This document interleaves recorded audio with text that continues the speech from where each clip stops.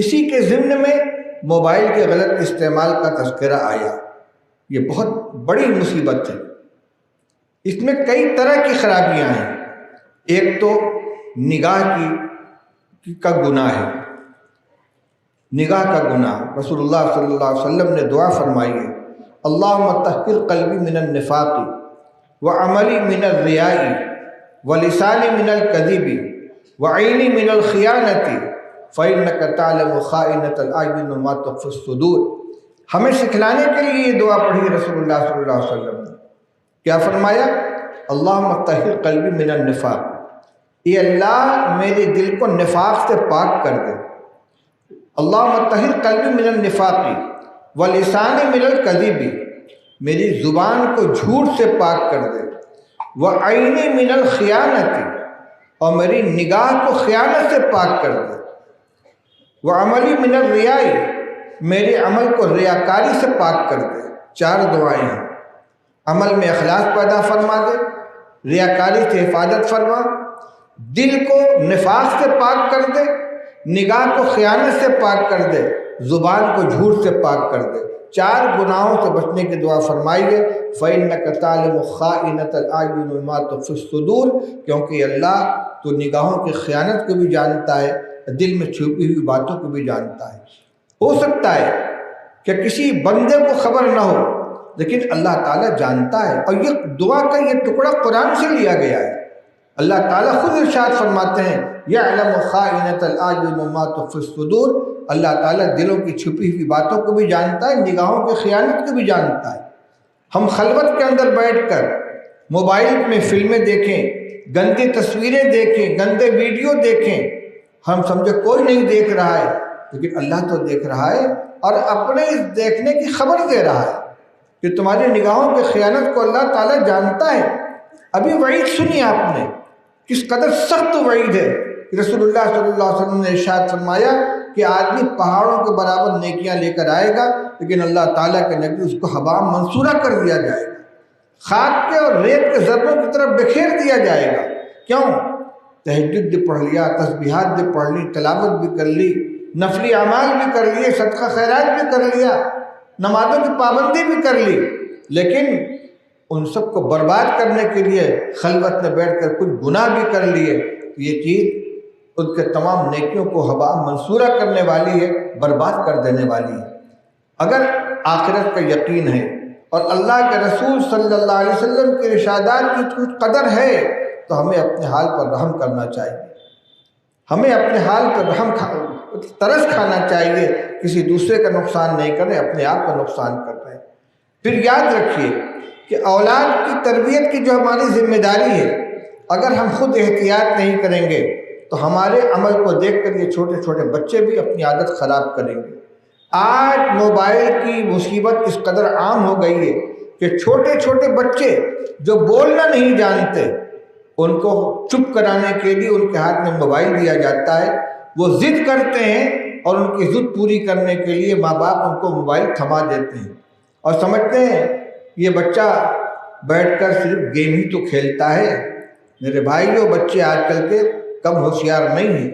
آپ کے سامنے تو وہ گیم کھیلیں گے، لیکن جب تنہائی میں بیٹھیں گے ان کو موبائل چلانا آتا ہے، اپنی عمر سے بہت پہلے وہ بالغ ہو جائیں گے۔ کیا کیا ان کے سامنے آ رہا ہے، کیا کیا چیزیں دیکھ رہے ہیں، کیا کیا ان کے دماغ کے اندر فطور پیدا ہو رہا ہے، کیسے ان کے اخلاق بگڑ رہے ہیں، یہ ماں باپ کی ذمہ داری ہے، سرپرستوں کی ذمہ داری ہے۔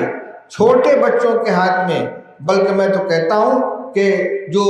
نوعمر نوجوان ہیں ان کے ہاتھ میں ملٹی میڈیا موبائل نہیں رہنا چاہیے۔ آخر اس موبائل کے ایجاد سے پہلے ہماری ضرورتیں پوری ہوتی تھی کہ نہیں ہوتی تھی،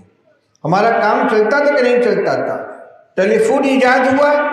اس کا استعمال ہونے لگا، پھر موبائل آیا، اس کا استعمال ہو گیا، اب اس کی وبا اس قدر عام ہو گئی ہے، اور اس کا صحیح استعمال بہت کم ہوتا ہے، غلط استعمال بہت زیادہ ہوتا ہے۔ تو اس لیے ہمارے جو نوجوان ہیں ان کو چاہیے کہ اگر اس سے کام لینا ہے تو صرف موبائل کے بغیر اس سے کام لیں، کیلکولیٹر کے طور پر استعمال کر لیں، حساب کتاب کر لیں،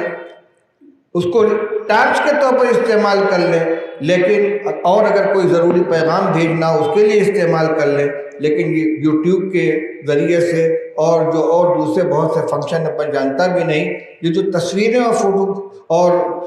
فلمیں چلتی ہیں، ویڈیو چلتے ہیں، اس میں پڑھ کر اپنے آپ کو تباہ نہ کریں۔ صحت خراب ہوتی ہے، دماغ کے اندر فتور پیدا ہوتا ہے، وقت سے پہلے ناکارہ ہو جاتے ہیں، نہ جانے کیا کیا اس کی خرابیاں ہیں جس کے اندر مبتلا ہو کر یہ اپنی صحت کو بھی خراب کرتے ہیں، جوانی کو بھی برباد کرتے ہیں، غلط عادتوں میں مبتلا ہوتے ہیں۔ اسی موبائل کے ذریعے سے جو تعلقات قائم ہوتے ہیں، آپس میں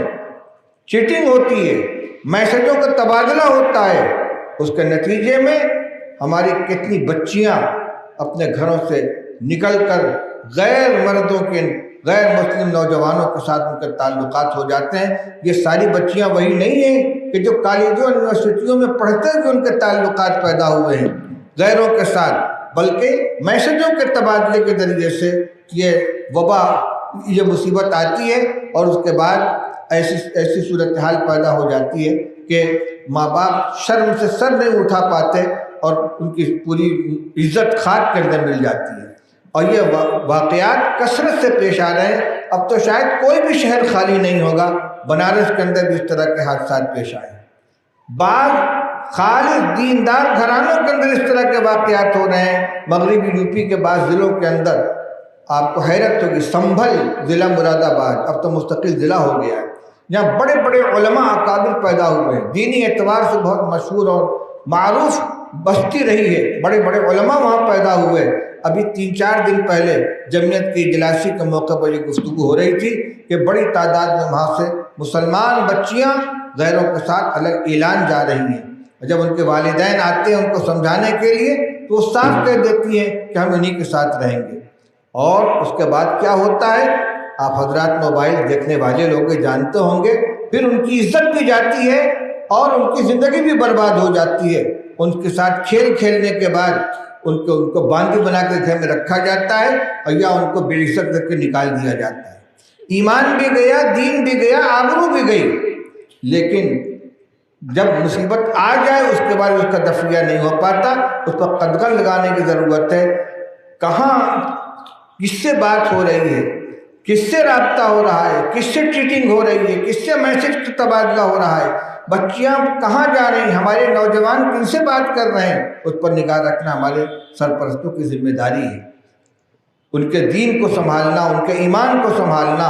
اور ان کے اخلاق کو سنوارنا، یہ ساری کی ساری ذمہ داری سرپرستوں کی ہے۔ اس لیے میرے بھائیوں، آج کے اس اصلاح معاشرہ کے اجلاس میں ہم جو بیٹھے ہیں تو فکر لے کر اٹھیں۔ ایسا نہ ہو کہ کچھ باتیں سنی ہم نے اور بہت اچھی تقریر ہوگی، ماشاءاللہ بہت اہم باتیں ہو گئی، اور یہاں سے کی باتیں یہیں چھوڑ کے چلے جائیں، بلکہ فکر کو لے کر جائیں۔ اپنے گھر کا جائزہ لیں، اپنے گھر کا جائزہ لیں، اپنے بچوں کا جائزہ لیں۔ ان کی دینی تعلیم کی فکر تو کرنی ہی ہے، لیکن یہ جو اخلاقی چیزیں ہیں جن راستوں سے ہمارے گھر میں بگاڑ آ رہا ہے، ان کے اخلاق خراب ہو رہے ہیں، ان کا دین خطرے میں پڑا ہوا ہے، ان کے تعلقات غیروں کے ساتھ ہو رہے ہیں، کہاں کہاں جو پانی بڑھ رہا ہے، اس سب کے اوپر نگاہ رکھ کر اس کو ٹھیک کرنا ہے۔